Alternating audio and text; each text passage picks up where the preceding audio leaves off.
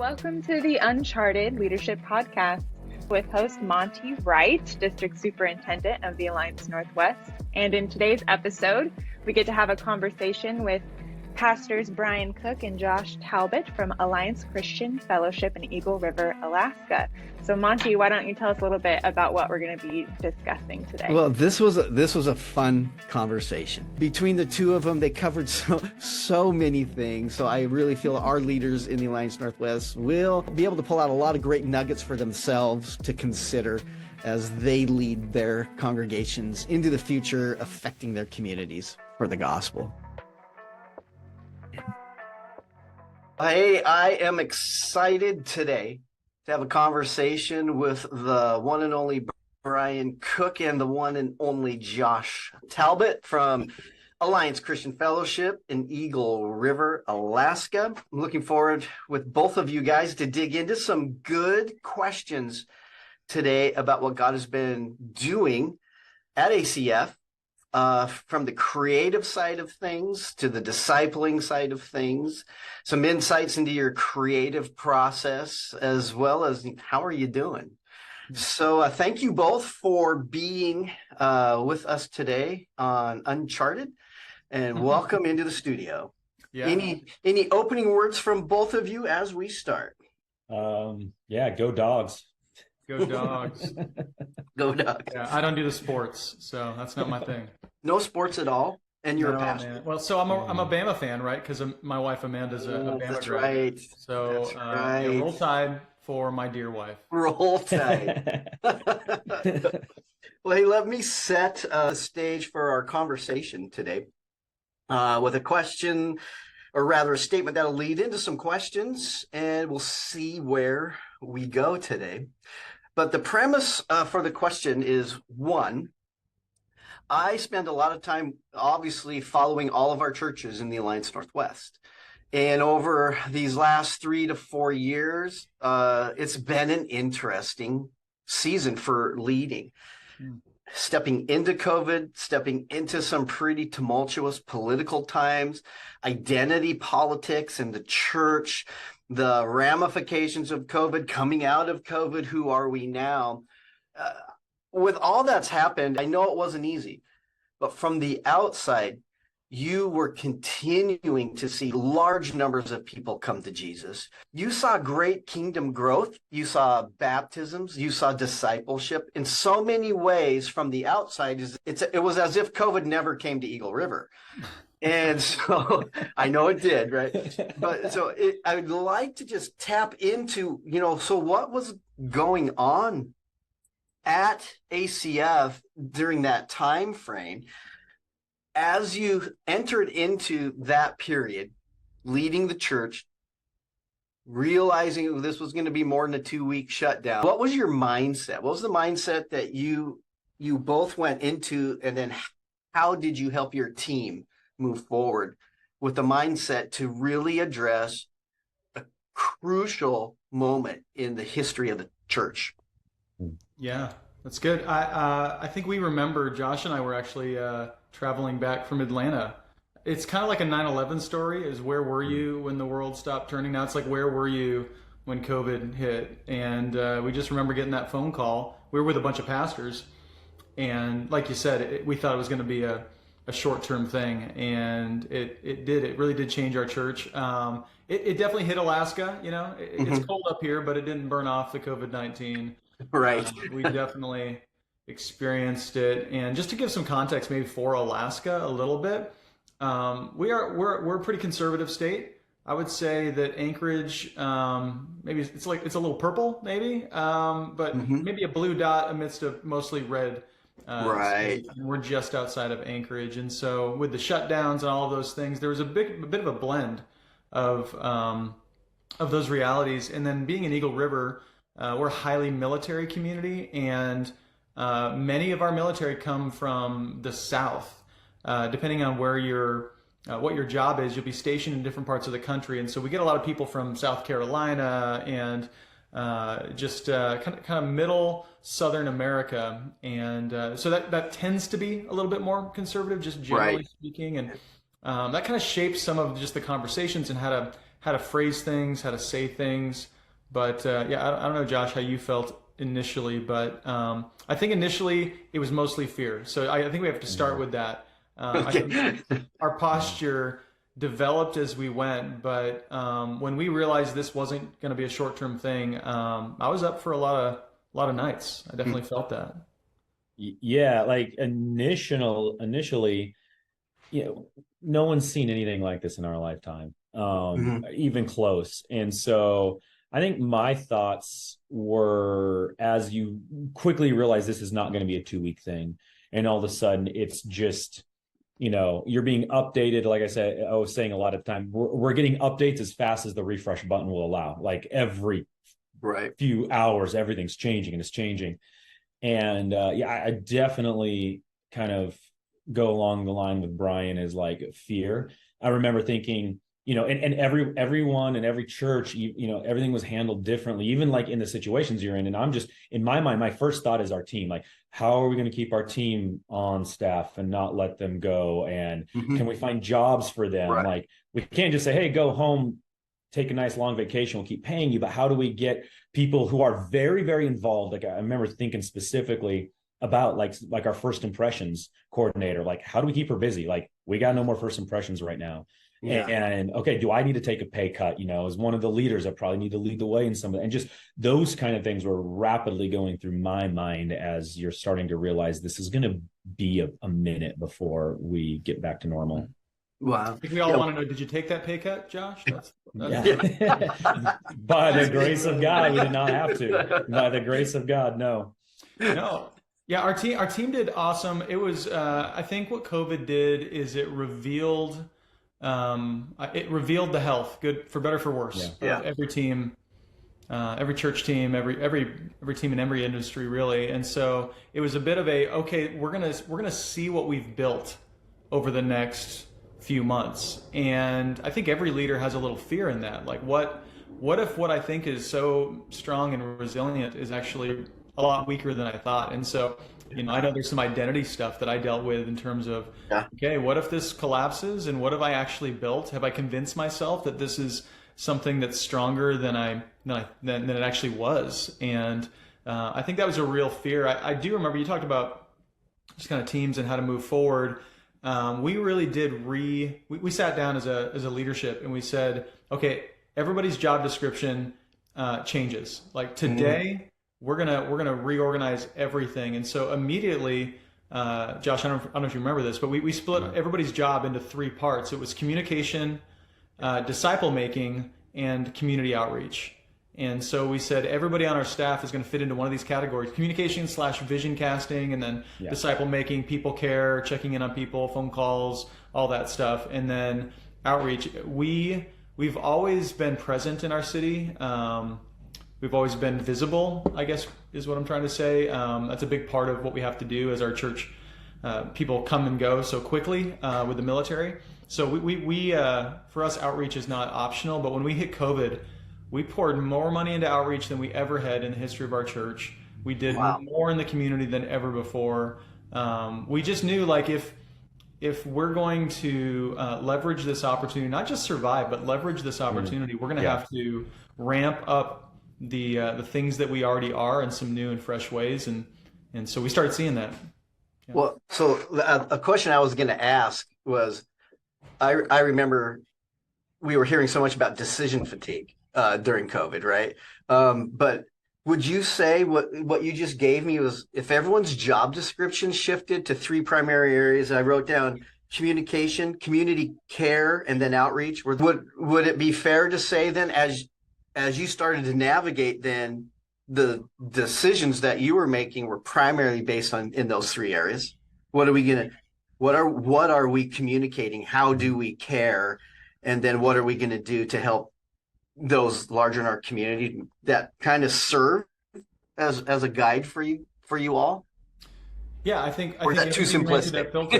Everything ran through that filter in terms of what people do. And just kind of a side note with that, Monty, one thing I'm just thinking of is that I remember talking to our team and really kind of telling them, like, I know some of you might not be into this. Like, there's a chance that you can't, and I didn't say this necessarily outright, but you came on for a certain job. We're changing your job, and I'm not going to assume that you want to do that job. And so it really, the question in my mind was, are people called more to the thing they do or to the people they do it for and with? And so it was really kind of a test of that. And what we saw was a lot of flexibility in our staff, which was just a blessing to us as leaders, and some affirmation, amidst the fear was that, you've got our guy that does our facility stuff, leading outreaches and out in the community, doing projects and leading teams of people. And so you just watch people hold on to what they did loosely, for the sake of the vision and the mission, which I'm thankful was already there. They already had that. Right. We open every staff meeting with vision, mission, and our system for getting these things done. And it's kind of, I think they're so bored with it at this point, but it's in them. I think it's in them at this point. That is good. So you said that you spent more on outreach as you entered into that. Many churches entered into a scarcity mindset. What you did by investing in outreach, and I'd like to circle back on what you did, but that's a strategic move. Most churches, when fear hits and you're not seeing the normal ministry happening and the potential of losing people, not connecting, they stop spending. I've always told pastors, I said, if your budget's in decline and your numbers are in decline, generally the first thing they do is cut out any marketing or cut out any of that. And it's like, that's the last thing you need to do. The people you have are giving as faithfully as they probably can. You're not going to see more income to offset budget there, but you will see that with an influx of new people that you're able to lead to Jesus and start discipling them and in what it means to be a follower of Christ. And of course, giving is one of those. So as you stepped into that, the scarcity mindset, I don't know, it sounds to me like it wasn't there, or at least you chose to drive over that with a Jeep with a lift kit and then move forward with some good outreach. What are some of the things that you did that you believe had probably the biggest bang for your buck out there and made an impact for the kingdom? You want to take that one, Josh? Sure. Man, well, just to even back up a little bit, like, of course, fear, it was in our hearts and our minds for sure. And it's just like, what are you going to do now? Like, you have fear, but what are you going to do with that fear? And are you going to trust God? And as we even came together as a board, starting to look at things like, there were some financial savings with COVID as well. Like, all of a sudden, we're not spending a ton of money weekly on toilet paper and coffee and like all of these things that start really adding up when you stop spending that money on just those necessities of life. The lights are not on in the building, so our power bill's going down, all those types of things. So we were able to look at that and go, okay, what do we need to actually operate as a team, as a church, kind of month to month, and what are our operating kind of bills moving forward? And then from that, what are we going to do with the surplus that's left over in that? And so we started doing some of the community outreach we did, which was awesome. Didn't cost us anything other than our staffing. Like, we had our staff just start calling every single person in our church, in our database. And like you said, our database is big because people are moving. So, I mean, it was like over 2,000 people, and half of them have moved out of the state, but we're calling them and we're praying with them and we're checking in on them. And that kept our team busy, like very busy. And just little things like that. One of my favorite things that we did, and I think one of the coolest things that we got to do with our money specifically was like maybe 2 months into it, we were going, hey, here's how much we need to operate. Everything that comes over our operating costs, we're going to give that away this month. And we were able to give away to another nonprofit organization that does phenomenal stuff in our community, but was really suffering through COVID. It's called Priceless, and they work with rescuing women out of trafficking. And I think we gave them a check for like $10,000 one month because that's what came in over our monthly budget. So we met our budget for the month. Everything was a month to month at this point. We met our budget for the month, and then, hey, we don't need this. Someone does. God's given this to us and entrusted us with us to be stewards of it. And here's an organization that desperately needs it. And so those were the types of things we were able to do. And we just committed, like, we're going to hold our finances loosely. Like, it's God's, it's not ours. And it's easy to say, hard to do. But when you do it, there's just such a amazing blessing and, dare I say, reward, obviously not necessarily financial, but just this peace of God that was like, we're doing the right thing. And that was one of the ways we walked into that and through that. I think, well, and I think that's awesome, Josh. I think what it makes me think of is that this was really part of who we were. And from back in, some of you might know Rod Pepping. Rod Pepping actually hired me to come to Alaska as the worship leader, youth pastor in 2009. And I was leading outreach, and we were in a tight, let me just say tight budget. That would be an understatement to say that the budget that we were on, it was a tight budget. And I remember sitting in on meetings with the board, and I remember that leadership team making the difficult decision over and over again. Are we going to live in that scarcity mindset and cancel the outreach event that we have planned that's going to cost us a lot of money so that we can make sure we hit payroll and pay and all of those things? And, self-preservation is a real thing. As a pastor, you're like, I don't know if I want to do that outreach because I want to make sure that I can, pay my bills this month. Right. And over and over and over again, deeply woven into who we are as a church, we have made the decision to act in faith in those moments. And it has never once come back to bite us, that we've chosen to be generous, chosen to use our funds, not in a frivolous way, but in a way that's intentional to reach our community. Right. It has always come back in dividends, and whether it's just in the culture that we've created, but also I would say for the lead guys and the financial guys that are listening, it's always paid back financially. People want to give to vision, right? They want to give to a mission, and I think that's what we saw in COVID is the churches that said we're gonna reach out. Their giving either sustained or in some it went up.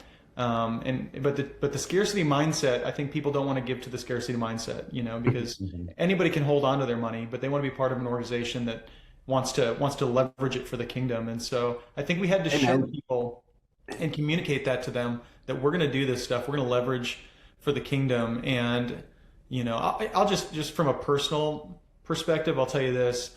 We as a staff talk a lot about how we're all temporary employees, and being a transient area, everybody kind of thinks in terms of we're here for a season. And I communicate that to our team all the time. We're here for, it may be a 20-year season or it may be a 2-year season, but we're all here as caretakers of this thing. And so I think what I found is, even in this season, moving from like a self-preservation mentality to like the Matthew 16, I will build my church, the gates of hell will not stand against it. Like, I'm here to trust that God's going to build his church. It's not my thing.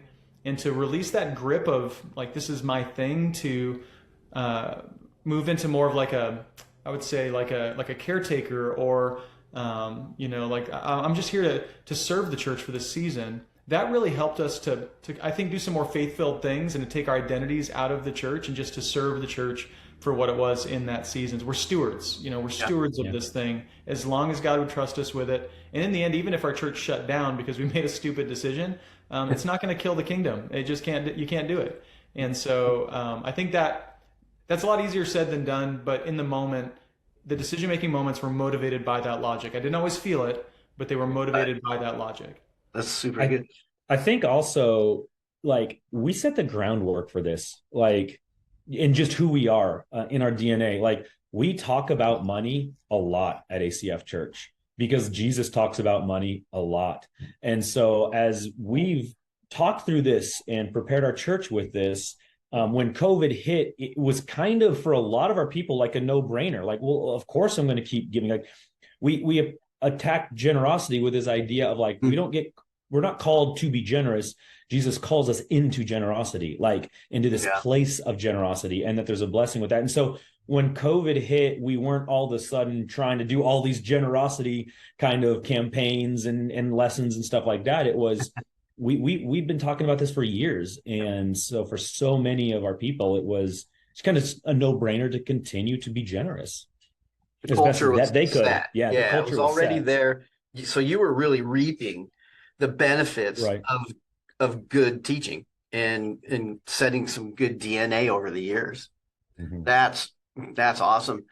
I want to go back there. You did a number of things, but are there a couple other big outreaches that you were most happy with and that you felt epitomized ACF's love for the community? You mentioned Priceless, right? So some money there. What other things would you say you stepped out into during that time frame? Well, I think one of the biggest things that we did, and you could call it outreach. It became a really big outreach. So we made the decision. You talked earlier, Monty said about decision fatigue.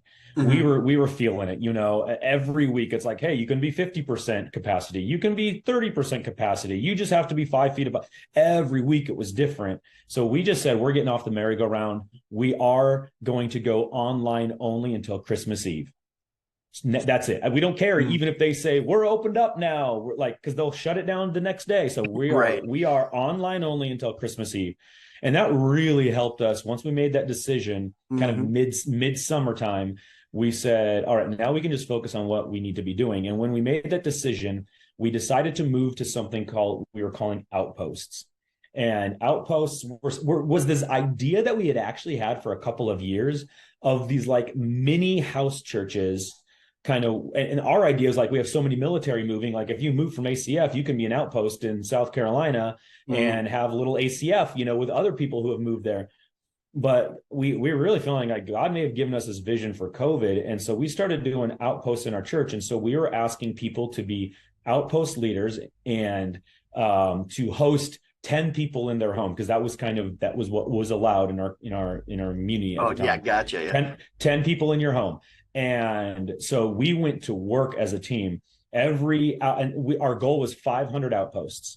And so we ended up getting 500 outposts, and every outpost leader had a staff member directly calling them every week, checking in on them, praying for them. We started doing things like, we have what's our local Kaladi's coffee at church. So we got all of our outpost homes, Kaladi's coffee.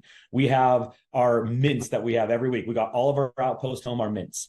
And like we set them up. We had that we just started spending money on putting together, getting to our outposts.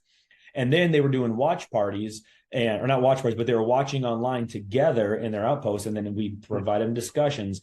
And that was amazing to see. And all of a sudden we're seeing people on base getting their neighbors over, nurses nurses are working and they're going crazy. And they're like, hey, come to my house tonight. We're going to watch church together. And all of a sudden it was just exploding with outreach. What was really cool is people who had never stepped foot in a church were being invited into people's homes, and they were sitting down and watching church together and then having conversation about it. And that was, I think, the best thing that we did through COVID was just this vision of outposts and church happening in proximity, in community, when proximity and community weren't really supposed to be happening. And we said this too. This is something key I think we did. We said we didn't fall into either extreme.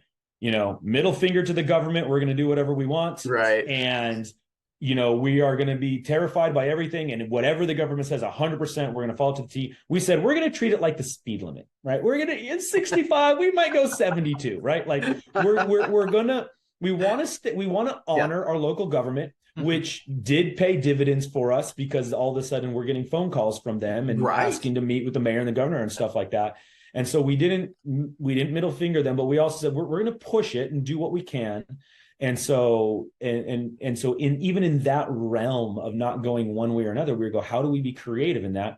10 people. Hey, let's get 10 people per home. Let's get 500 homes going, and let's rock this thing. And so that was really cool to be a part of. And it was a lot of work for our team too. So it kept our team busy and working and being paid and those kinds of things. Well, what it did for our team, I think, is it wove discipleship into the DNA of every team member.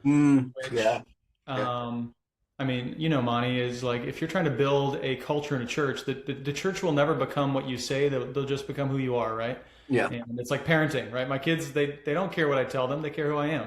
That's what they're going to become. And so our church is definitely that way. So our team knows that, man, we will never have a church that loves its city if we don't have a staff that does. And so we said, okay, your job, everybody hosts an outpost. Like your job is to host a group of people in your house. And so we did it. We put a sign out front and a banner, and like we walked to all of our neighbors' houses, and so we had everybody like pamphlet their neighborhoods and say, hey, ACF Church is moving to your neighborhood, and it's happening this day, this time, at this house. We made sure, like, there were some intentional things there. Yeah. We made sure people didn't it wasn't like an ACF material. We gave them like a Word document that looked a lot like something your 15-year-old made in their basement. And because we didn't want it to look like it's this church is trying to con me into showing up for something. We wanted it to be, hey, my neighbor must have made this and printed this, and they have a church and they want me to come over, versus like a shiny, because a lot of what we do is, it's printed nice, it looks beautiful. So we intentionally said, we're not going to make it beautiful. Print off these little things, go to your neighbors, just tell them, hey, I'd love for you to come over. Gonna be basic. And very simple. And like my neighbor Rodney, he tragically lost his son to suicide a few years ago. We moved in, and we actually built a house on this corner. They had always wanted this property, and when we moved in, they hated us. They were like, we wanted to buy that place. We don't know how you got that property.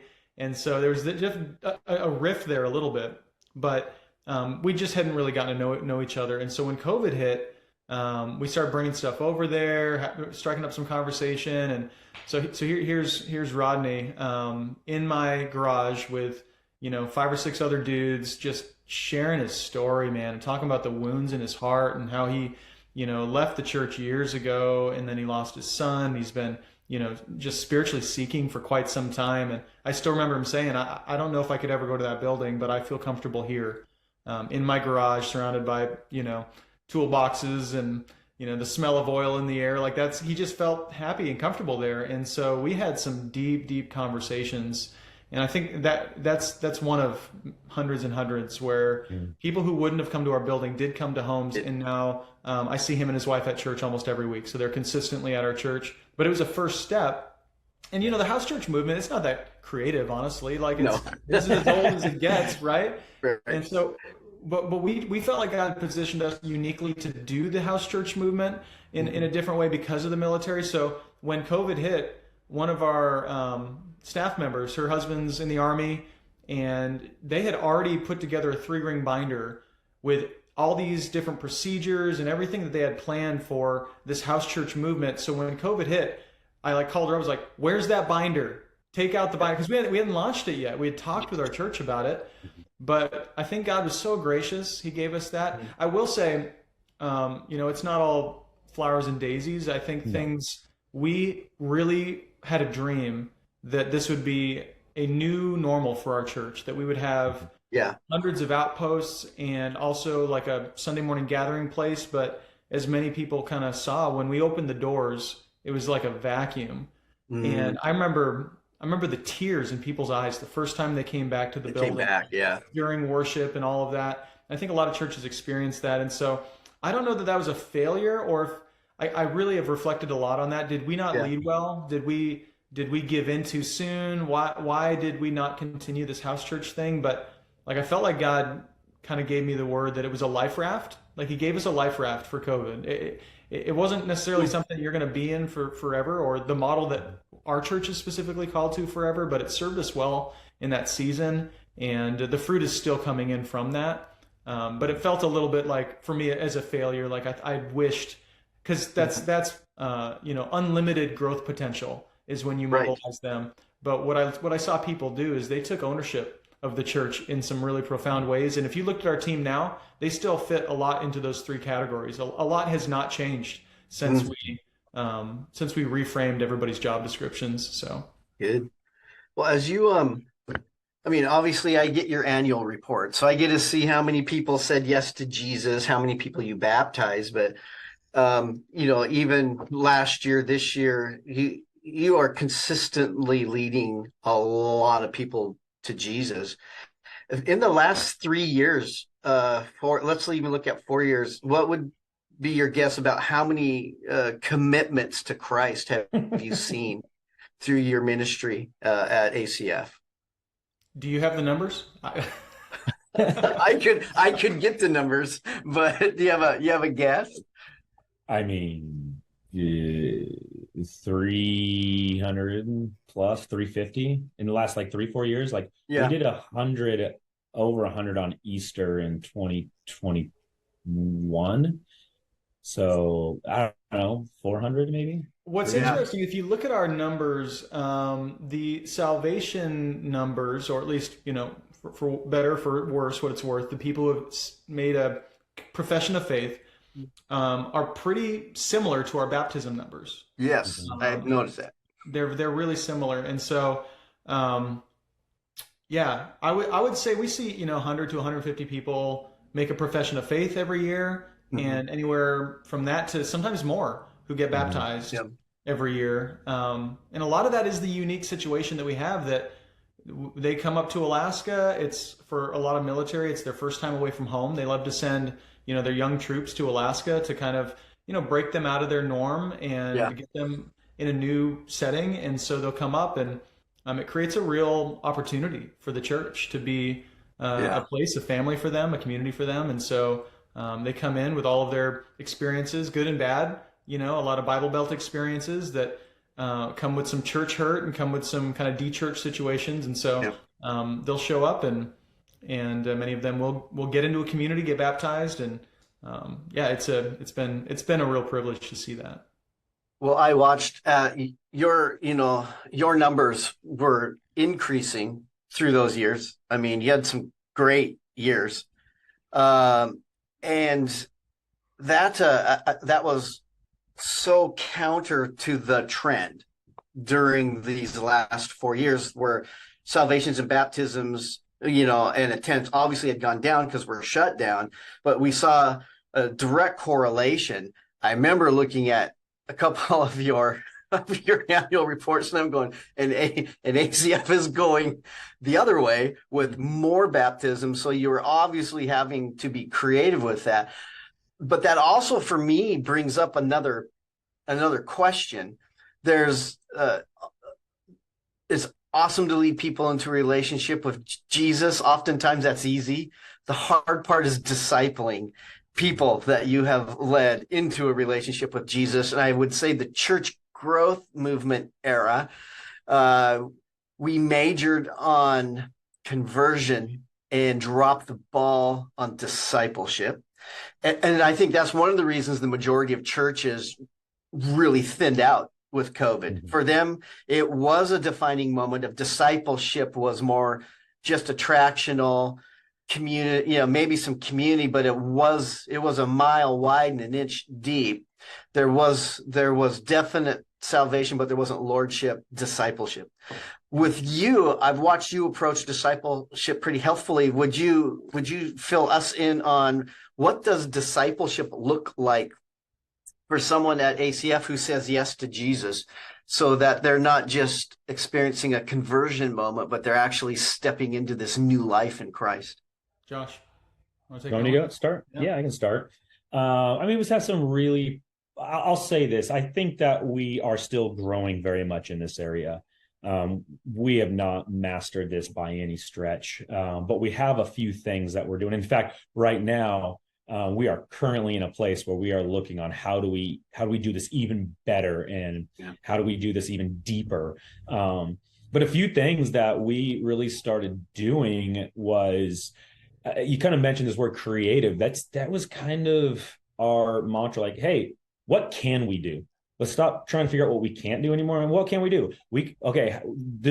A parent calls us, hey, I got a kid who wants to get baptized. All right, how do we do this? We'll bring baptism to you. So we brought a tank to their house in like February outside. It was snowing. It was cold. And everyone lined the streets, right? Like people were doing these like drive-by birthday parties, if you remember that, and just kind of drive by the house. That's right. So we did this like drive-by baptism. Everyone was lining the streets. Everyone was in their cars. Brian goes, and this like 8-year-old girl baptizes her outside in February in this tank, and everyone's freaking out and honking and lights going everywhere. And like that was a baptism. That's how we did it. That's what we were allowed to do. So that's what we did. So this idea of being creative. And so one of the things of creativity was we were blessed with some very creative, smart people on our team. And we'd been doing like kind of devotionals, like the pastors, we'd send like 3 devotionals out a week, little video devotionals. And a lady on our team named Crystal just kind of grabbed this thing by the horns and was like, hey, let's do something every day. Let's do written devotionals. And it grew and it grew and it grew to this thing that became like every day people are getting devos. Every day we're communicating and connecting with people. And from that, we realized, oh, we can do this in a lot of different ways. And so what we created were these kind of systems that people would get into. So if you say yes to Jesus at ACF Church, you are in a 7-week system where every day you're going to get a text or an email or some sort of communication that says, hey, you said yes to Jesus. Let's start with prayer. Do you have any questions about prayer? And the text is not a one-way street. We actually have someone on the other line, on the other end of it, that if they're like, I have this question about prayer, they're communicating with one of our staff members. But there's this kind of Devo type, like new believer 7-week system that they get into. And in that system, every time we do baptisms once a month. So every baptism, they're like saying, hey, if you're a follower of Jesus, you should get baptized. Would you like to sign up for baptisms? Text us right now. And so we're trying to pull people into those things to go. And every single time we have we do what's called crash course. And it's just kind of a little bit of an intro to ACF Church, intro to being a new believer 101. And so, but every time we have one, if you've said yes to Jesus and you have not showed up to one, you're getting an invitation to that. So just a lot of intentional invitations into these things. So that's one way. And I think the other way is with our groups. We have just kind of said, look, our goal is that every single person at ACF Church is either serving and or in a group. And we've really gone after that really hard. And if you're serving at ACF, you are in a group. Like we say, you are in a group. And I mentioned that earlier, like you're getting prayed for. People know who you are before they know what you do as like a serve team member. That's good. Yeah. And so that is another piece of it. So we're trying to pull people in. And even within our groups, like not everyone's necessarily comfortable to go and talk about Jesus at someone's house. And so we have different even levels of groups. We have like growth groups and life groups, but then we also have like social groups where we have people that, watch I remember for years ago that when Walking Dead was huge, we had this Walking Dead social group where every Sunday night they were watching The Walking Dead. And there's like 30 people showing up to their house. Half of them from our church and half of them not. And all of a sudden, halfway through the season, they're like, wait, you guys all go to the same church? And they're like, yeah, you want to come? And like that's awesome. Community being built that way. And so I think those are some of the ways that we've approached discipleship to this point. And again, we're still looking on how to grow deeper in that. We have some discipleship groups, of course, that are happening at our church where people want to step into that, and go deeper in those ways.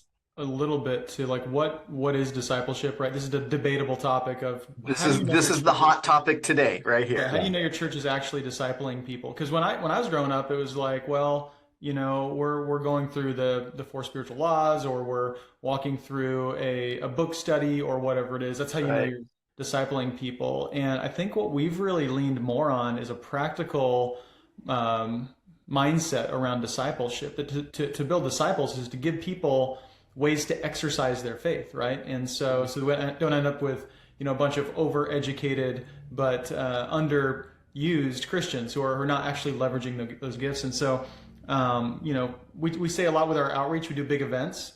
Some churches might, I guess, not do those events, or I've even gotten some kind of kickback before of like, oh, these are just you're trying to show off, or you're trying to just an advertisement, but it's really not.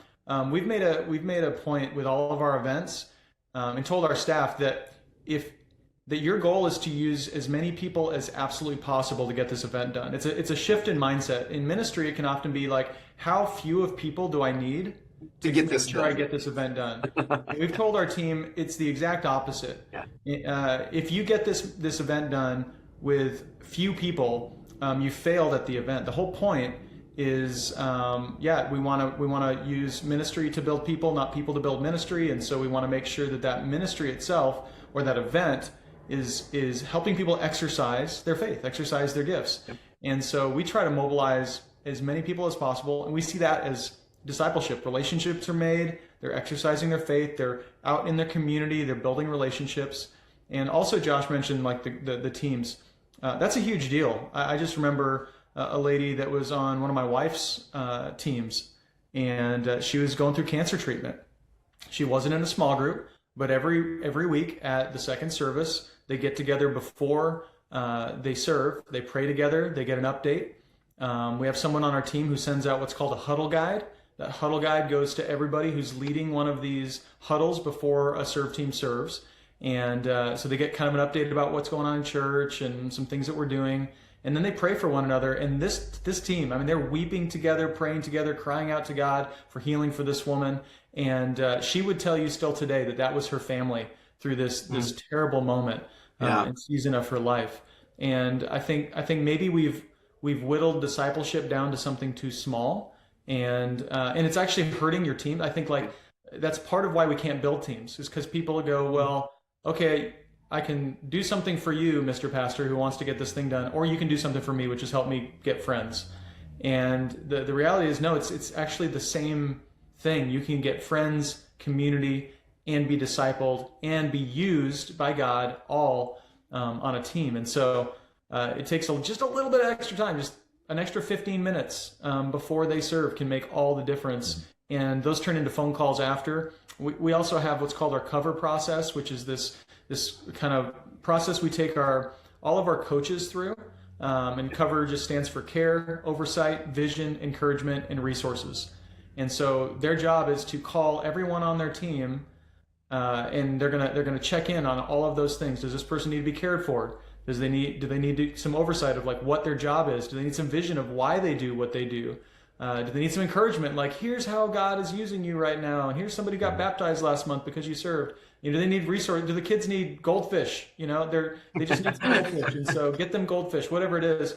And we found that if you give your teams those 5 things, they feel equipped, they feel cared for. You're building relationships with them. It creates other more organic opportunities to be walking with them through difficult situations. And so it's all an ecosystem of discipleship. I think when we begin to see that, we expand our view of what it means to build disciples, and we see that God's working through all of it. And it's not we put on the show on Sunday, then we disciple the rest of the week. We actually leverage that gathering for discipleship moments every single week. That's really good. An ecosystem of discipleship, and I feel you're moving right in the exact right space. This is the conversation. Previous discipleship was doctrine, theology, information, book, and that was it, right? There wasn't the tangible life on life that you are building into that. It's not that we have time to go into this, but I'm going to give away a DS secret. When I'm vetting the finalists for a lead pastor to go into one of our churches, I have a secret list of questions that I ask.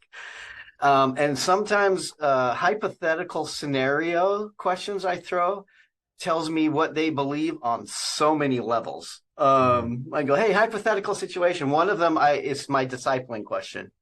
And I say, you've just led a person to Jesus, and you have 5 days with this person, and then you'll never see that person again, and no one else will be able to pour into that person. So you can imprint one big discipling concept a day for 5 days. What are the 5 most important things you're going to walk with this person? And because they're not going to get any more discipleship, and you're not going to be there. They're going to be alone on a mission field. And so that question is my favorite question, because I'll get, how will they approach discipleship? I'll get, what's their philosophy of ministry? I'll get, are they spirit dependent, or are they just text driven? I will, so many pieces as I'm looking at a church and what a church needs in the next leader. Discipleship is at the core. And so I'm looking for some of the answers that you gave. How do we get life on life? How do I integrate into the process of doing ministry dependent prayer, that it is an ecosystem? It's not just the 7-week class, right? You've got a launch pad for them, but it's the launch pad to get them ready. So that's gold, you guys. That is awesome. So you guys really are creative. I would like to circle to that with some of our time. I would you mind opening the door to your staff? We'll see if your staff has any statements to give us later, but what does the creative process look like for you all as you look at Monty Wright sermons? yeah. What does that look like to open that up to a team and to engage in a creative process, because everything you're doing is coming from a collaboration and a conversation based on creativity to reach folks. What does that look like for you? Josh, you're probably involved with this more than I am at this point. Yeah, I mean, as far as creativity, as far as like getting into discipleship and getting into community and getting into these things, I think a lot of it's not been just like this thing, right? Like, oh, we do this or we do that. It's been developing, I think, for years, and a lot of it is beg, borrow, and stealing what we see other churches doing and doing successfully. I hope people hear this podcast, and if they think this will work and they're just going to steal this thing that ACF's doing because it worked for them, we're going to try it. Like, that's awesome. Like, yeah, I've just kind of like, on a side note, I've just seen this movement in the kingdom, I feel like, over the last maybe 10 years, where we've stopped selling everything to each other and started giving stuff away and going, hey, this, these open networks and all of these things, and just to bless the kingdom and the local church. And some of that is just what we've like, oh, hey, Life Church has this open network thing, and we've still stole some stuff from that and make it work for us. Josh, but can I interrupt? Yeah, go ahead. Absolutely. Just real quick, I think what I hear with that too, that I want to draw out, is there's sort of what I would call the idol of originality right now. And I think it's actually hurting the church, is that a lot of pastors, I mean, we all want to be our own little unique snowflakes, don't we? We want to be so special and so unique and have such great ideas and be the ones that crack the code on whatever the issue is. And I don't know, I haven't been doing this that long, but I've been doing it long enough to see that nobody's ever cracked the code, and there's always a new thing. But I've been there where I wanted to be so unique, and it's kept me from using tools that are right in front of me. And instead of just going, hey, this is working, I don't want to assume it will work in my context, but maybe it's worth a try. And I think that's the mindset to have, is don't assume it'll work in your context, because we've made that mistake many times. Hey, it worked for this church, it'll work for us. But we are very open about the idea that not all the ideas are ours. We're very, but it does give you other ideas, which is great as well. And so you start with something. I mean, in music, Monty, oftentimes like you'll start with a riff that and you're playing it, and it gives you an idea for something else. And a new piece of music kind of flows from something that was already created. And any musician knows it's still the same 4 chords. It's just, you're just doing it a little different. And I wish more pastors would feel that freedom in ministry to do that, and not be so afraid of, oh, they're going to find out that was someone else's idea. And we can be open about that. I think that's a good word. That's a good word, Brian. Yeah. No, that's really good. Yeah. And I think for us, a lot of the creative process on this it is a team collaborative effort. We have different teams that oversee different things. And so like every week we have a service team that's meeting, and they're different people, and the team grows. And as we see people maybe gifted in certain areas, or like, our worship leader is kind of oversees the service in these things. And so but we try to look, weeks on in down the road, and just being like, hey, what's something creative we can do? Here's what we're talking about. Is there anything creative we can do with this? And we just start talking and let it grow from these things. And I just feel like, as long as a couple of things, as long as I'm not the smartest person in the room, and as long as I'm not the most creative person in the room, I'm not the lid to what God wants to do in the room. But if all ideas have to come from me, and all these things have to flow from my brain, and I need, like a little bit what Brian talked about, is I need the credit for this, then I'm just going to be the absolute lid to the ministry and to the thing that God wants to do. And so I think even with our team, there is an understanding of, we believe we have an awesome team, and we believe we have an awesome team, so we trust each other and we go to each other with these ideas. And all of a sudden, an idea from our kids director comes out that has nothing to do with kids, but hey, I've seen this happen before at a church that I was part of in Oklahoma, because, no one's from Alaska on our team. And so, and then we're like, hey, that's like a really good idea. Let's try this thing. And so just that, I think the reason creativity really does flow well with our team is because we're all just kind of open-handed. And the other thing too, is we're not married to anything. Like, we are not married to anything. We will do it and it's awesome. And now let's do something different. We'll do it again if we feel like that's what we're supposed to do. And then we will stop if we just have a different idea or a better idea. And so I think a lot of times churches get kind of handcuffed because, well, we've been doing this for 3 years now. Now we have to do this thing. And you don't. You can stop. You can do something new. You can see where God's leading this year opposed to last year. And we kind of start the year off with like, is this what God's doing? And we have some big things that we've been doing for over a decade now, but they're also changing and growing. Like, we had Impact Eagle River, where our church was taking a Sunday off and we were going and serving our community, and we were doing oil changes for free. We were doing gas buy down. We have a gas station across the street, paying cheaper gas, doing all these things. We've been doing it for years. And it was like, do we keep doing this? And we're like, yes, but it can't just be our church. And so now we've got like 7 or 8 churches. Now it's not Impact Eagle River, it's Impact Alaska. And we're spreading through Alaska with this idea. But had we just stayed with Impact Eagle River, because that's what we've done, and this is what we always do, eventually it would just die off. It would just become that annual thing that we do. And so not being married to the creative ideas that we do get and that do work, but really assessing them often has kept us being able to be creative with new ideas or adjustment to the ideas that we're doing. Yeah, so good. Yeah.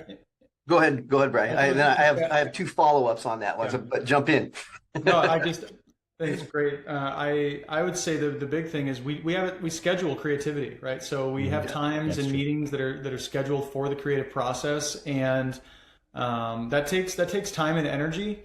And here's, I guess I've learned this. Couple things. As a lead guy, I have to get out of the room. So I have a lot of ideas. That's just my personality. They're not always the best, but I can kind of give a lot of ideas and can take over the creative process. And so what we do now is I'm in at the beginning and I'm in at the end. And so basically we have kind of 5 steps. I would say we have our creative meeting, then they have a rough draft that they work out, and then there's an editing process. And then towards the end, they'll send it to me for pastor approval, and then it's execution. It's going to either be, a new event, or it's going to be a video that we're using or something like that. But I think I am part of the beginning and part of the end, but I got to get out of the middle. And what I find is at the end, I'm like, that's not at all what I thought it was going to be. And it's way better. It's so good. Yeah, it's way better. But like, I'm still part of the process because for me, I'm passionate about it. I love the creative process, but I'm not in most of those meetings. I'm in like 1 a month, and then I'm outside of that. I would also say for a lot of pastors, here's the reality: we don't have time for creativity. You're writing a sermon, you're doing a budget, you're trying to figure out how to counsel someone whose marriage is falling apart, and at some point you have to go to your kid's soccer game. Like, how do you find time? But if we're honest, I've seen this over the years, that in my sermons and in our services and in the things that we do, all they remember is the creativity. Like, that's what people walk away with, it's the illustration that you came up with, that you only thought of because you spent a little extra time thinking about it. It's the event that was a little bit different than something the other churches are doing, and it's new and it's a little fresh, and it just took some time. And you can keep doing what you have always done, and it's just so forgettable. I've preached so many forgettable sermons, but the ones that people remember are just these random creative ideas that come from a team. I have a preaching team meeting that I have every single week with specific people in the room, and so it's an amazing thing when your team can be creative, and and we serve a creative God. Like, it's almost like at some point it's not honoring to just do what we've done. So yeah. Do you ever this is one of the things I was thinking, do you ever do a blue sky meeting, Nerf ball meeting, where it's just like, what have we never done?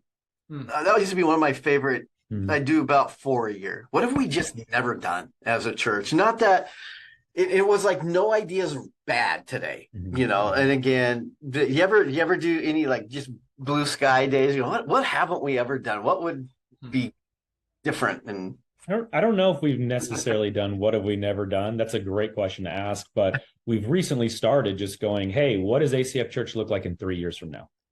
No, Mhm. and nothing's off the table. What do you see? Don't be That's practical. good. Don't be practical. Just what do you see ACF being in 3 years? What's your vision for that? And then we start working backwards. Well, what would it take to get there? Yep, What would a good. budget need to be? What would a staffing need to be? What would a building need to be? Just those kind of things. And so that's been a lot of fun and very energizing in that sense. Yeah, and I think we do have sort of this like no, I don't know. A lot of teams say there's no bad ideas, but then if we're honest, we're like that's a stupid idea. Yeah, there's some of those ideas you're never going to use, but we'll not go They're on bad. that. But we have this language of just like, hey, you got to knock it off. You got to knock it off the tower. So like, Knock off the pedestal. you come up with an idea and or the pedestal. Yeah, knock it off the pedestal. So we'll put something on the pedestal. We're like, I don't. This is just an idea to start with. And I think that's part of it. Don't be afraid to start with a terrible idea. Yeah. And or something you've seen before. It just feels kind of overdone. But like, then the game is knock it off the pedestal. Who's got something just a little bit better than that?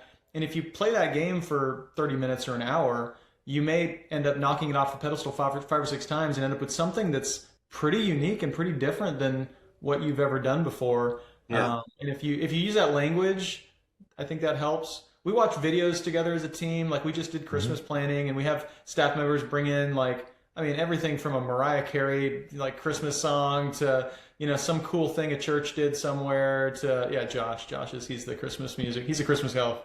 Yeah. But I love that idea, Monty. Yeah, you get some weird answers, but I still remember our team one day when I said, what have we never done? Someone said, we have never had a Sunday service with no chairs in the room. What if? And we kicked that thing around for a long time and ixnayed it eventually. But we did it. Yeah.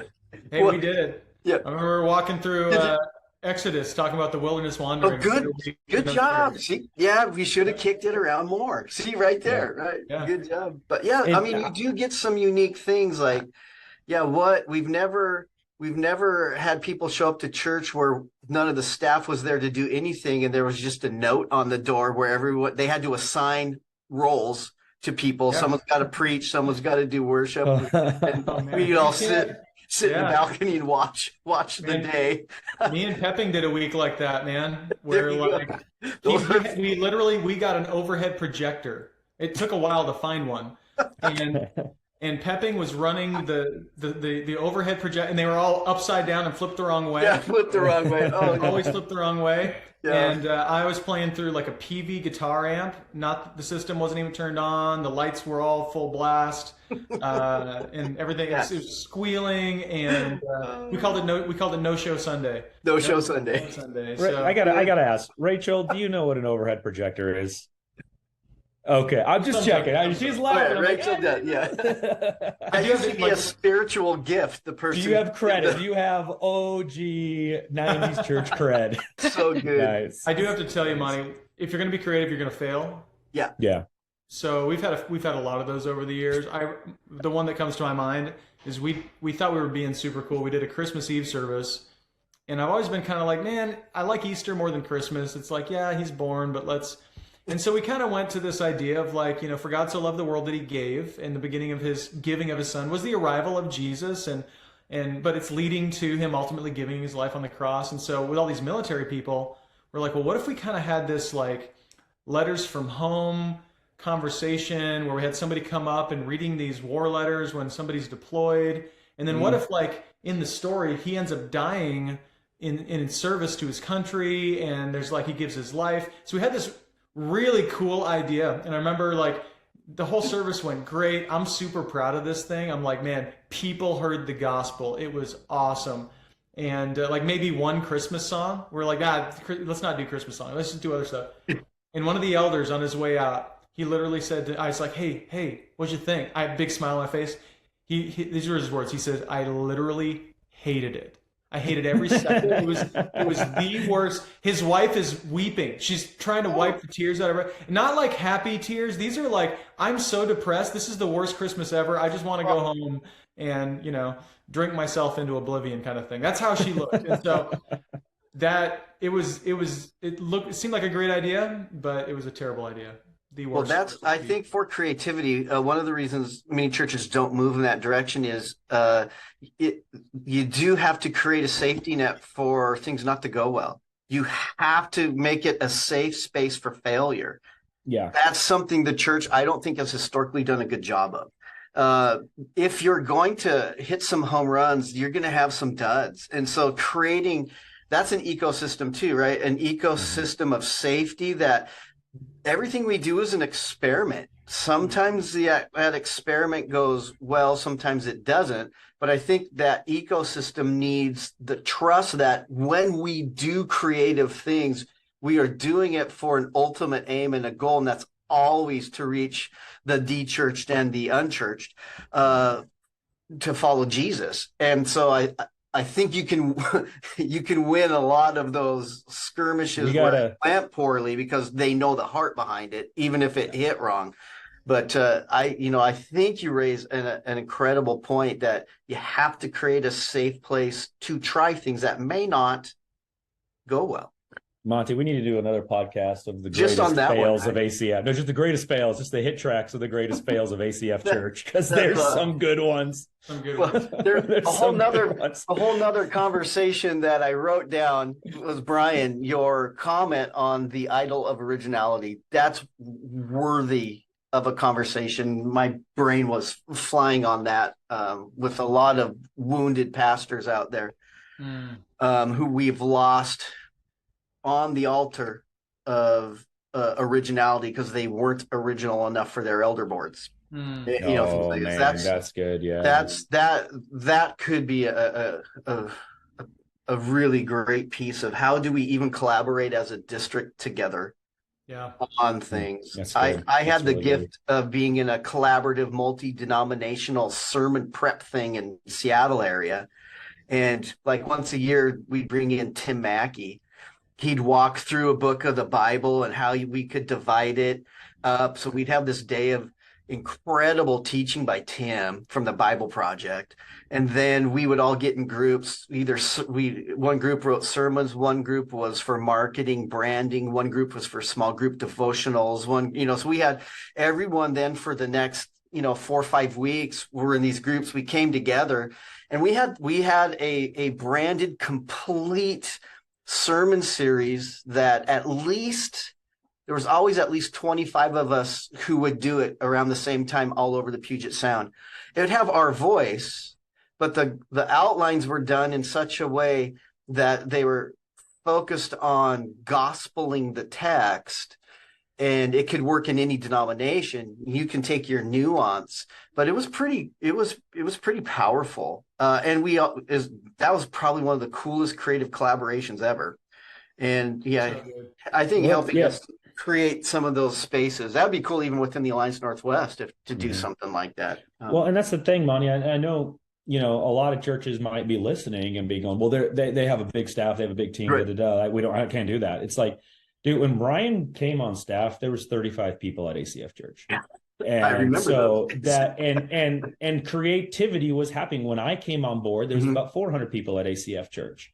And the creativity doesn't have to be like your, insulated, isolated team. Like, oh, I just don't have that many staff members, that many team members. It's what you're talking about. It's collaborate with people in your church who are creative people. Like there's some amazing creative people in your church right now that would love to get together with you, maybe even once a month, and just sit down and dream and be creative on how to reach your community. And so it doesn't have to be a big staff. If you're a pastor of a staff of 2 at your church, you can still get people around you and be creative in the moment. And it doesn't, I think that's one thing that just crushes so many pastors is like what Brian was saying, you're writing the sermons, you're doing the hospital visits, you're trying to go to your kid's soccer game, and you're doing payroll, you're doing all these things. But you don't have to do it alone. You can pull people in who want to walk next to you, and they just might not be on staff, and that's okay.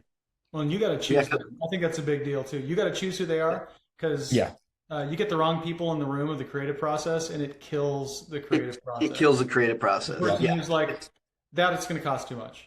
That's going to fail. That's, the pessimist in the room will kill the creative. So I actually talked to a friend who was trying to come up with a preaching team, and he just invited his different campus pastors to be part of this preaching team, or not preaching team, but sermon planning team. And he invited them to be part of the sermon planning team, and he said it was just a miserable meeting. Like they all wanted different things. Yep. And in the end, I think what I've done is I've made sure that the people I'm meeting with for those things, I enjoy them. I enjoy the meeting. They're people who don't show up and expect you to use their idea. They just have ideas. So you don't have to feel that shame and like, oh, I have to let them down that I'm not using their idea. I think a lot of those are barriers to even starting in the process. Just find one person that you love to bat ideas around with, and bingo. Make it fun. Make it something that you look forward to so that you'll keep doing it. It's hard to be creative when you're not having fun. Yeah, absolutely. Yeah, I think that's crucial. It's not, your creative team's not just your staff. Your other staffers may not be creative. You actually, you don't want them in on that. But yeah, so who are those who think creatively, who spark ideas in you? I'd also say I have found creativity takes space. If you are slamming through funerals, weddings, elder meeting, staff meeting, when you're on the run all the time, you can get some creative ideas, but they're always lacking. I think that's why the team is so helpful. It's when you finally get a breath and a space, I have found, for the creative to flow. It's like all of a sudden ideas. If I get 2 days away out of the grind, it's like everything is creative. Then it's like, oh my gosh, and I'm just writing tons of things down. But it takes space. So when you don't have space, another reason why you need a team, or at least finding those folks in your church that can serve you in that way. But Brian, to what you said is you need the right folks too. Be careful. Absolutely. Yeah, that's really good. So as we have a little bit more time, and I think the last piece I'd love to hear from you on is the uniqueness of how you approach building your church, reaching people when you lose, by my estimation, about a third of your congregation a year because of where you are and who you minister to. You have such a high turnover that I believe would discourage most leaders, that you are developing and building leaders, and then with the military and the transient nature of Eagle River Anchorage, you're losing them pretty consistently. So one, we can have a therapy session if you want for that. But how do you approach that? What is working for you? Because it's not like you're just growing and adding, but you are growing and adding, but you have to account for a very consistent high number of people that you lose every year. So how do you approach that? Well, for me, so I was an Air Force kid and grew up in it.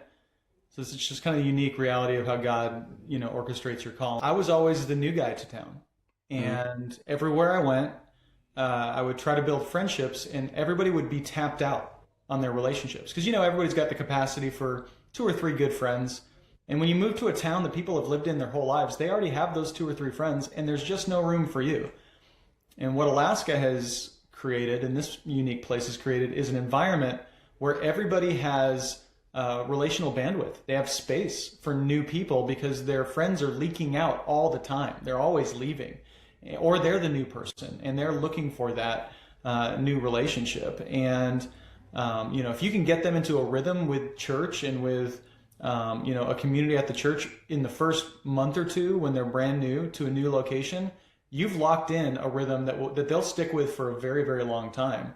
And otherwise, they're just going to fill their lives with so many other busyness, and they just won't have time for it. But we just see such a great window, this opportunity in that first month or 2 to build those relationships. And so I think for me, it starts with, I have to grieve a lot.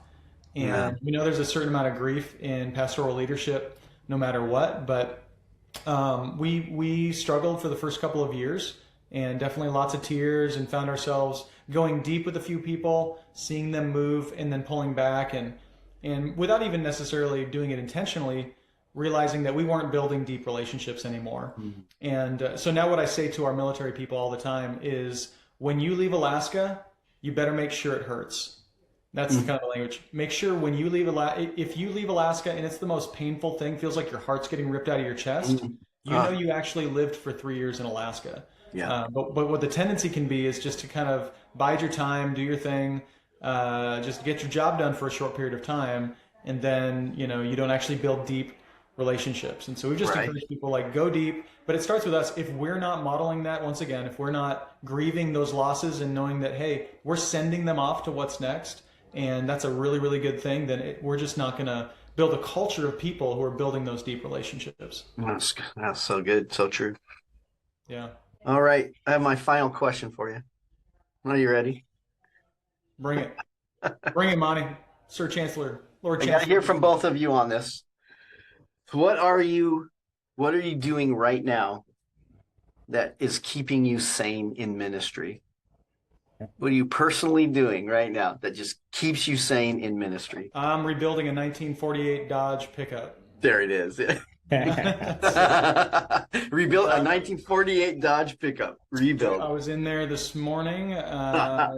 Yep, working on some boards for the bed, doing some welding. That's kind of my outlet, and honestly, it's such a great opportunity to build some relationships. I'm meeting with a guy on Monday who he's got like 6 kids and has never learned how to change his oil, and so he knew that I did stuff in the garage, and he was like, Brian, this is hard for me to admit. I don't know how to do this, but I'd love your help changing the oil and just learning how to do this. So we're going to meet up in the garage, and for me, that's where the job of ministry moves into kind of just the joy of ministry, and I just get to do it, not because it's on the clock, not because he needs to be a leader in a ministry, but just because I love doing what I already love to do, and I'm inviting people into it. And we all know that's the most natural form of discipleship. So for me, it's not an escape from ministry. It's when I can blend those worlds. I think that's important. Sometimes it's like, well, for me to stay sane means to completely escape it, but that seems like an unhealthy lifestyle. Like, if we're not in this because we love it, then we need to go flip burgers or run a lawnmower or something like that. If you don't love it anymore, you don't love the people, then it's time to do them a favor and get out. So I try to blend those worlds as much as I can and just invite them into what I already love, and I find it stirs up more affection for them and for what I do. Wow, good stuff. How about you, Josh? Oh man, so I do a lot. I try to. So for years, I've been coaching baseball with my son, and that's just been one of my favorite things. It puts me deep into the community, deep into the baseball world.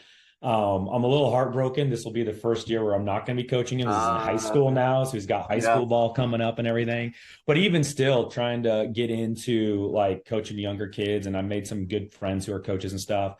So I'm that's the kind of like where I'm trying to be intentional and being in the community, like, and not as Pastor Josh, but it's inevitably always going to be Pastor Josh, like Brian talked about. And but just being a part of something that has nothing to do with ACF, which allows me just to make friends that aren't churchgoers, which fills my soul up because I love being around them and I love hanging out with them, and again, it's that discipleship thing where it's all of a sudden it's like, man, we're talking. I'll never forget, like, who's now one of Cyrus's best friends when they first got here through baseball. And we were at a team barbecue after the end of the season, and he just looking at me and he's like, tell me, how do you stand up and preach a 35-minute message and not drop the F-bomb one time? Like, it doesn't compute in my brain. Like, just amazed that I could do that. I'm like, well, it's super hard, but it's really hard. It's really hard. But just being in the community, that's one of the big ways. And then for me too, one of my deep loves is well, I mean, it's Alaska. It's hiking. I hike all the time. Like, me and my wife go hiking. We invite people to go hiking with us. We're hiking all day, every day, like whenever I can get out into the mountains. And now the snow is finally coming back and skiing's going to start. My wife and I go to the gym every day. And that's like one of my favorite times. We get up at 5 a.m. We go to the gym. And it is like one of my favorite times of the day, because like it's just my wife and I. There's no one bothering us. There's no kids with their needs. Nothing. The phone's not with us. It's just we get to work out together and then come home. And so just a lot of kind of intentional get outside and enjoy this place that I live. And I think anyone can do that. Like, you don't have to be in Alaska. If you're in downtown Seattle or downtown Portland, get outside and go to a Seahawks game, go to a Trailblazers, go do something that your city or your place offers you, and just enjoy being where God has placed you. Because every city, every place, everyone's in a new, unique place per se, but there's things that are offered that you can get out and enjoy because God's placed you there. Awesome. Well, thank you both. I love you. I love your team, and I love what you're doing up in Eagle River. So thanks for sharing some of the inside scoop of ACF with us today, and what you guys are up to. So blessings on you both. And again, thanks for being with us on Uncharted today.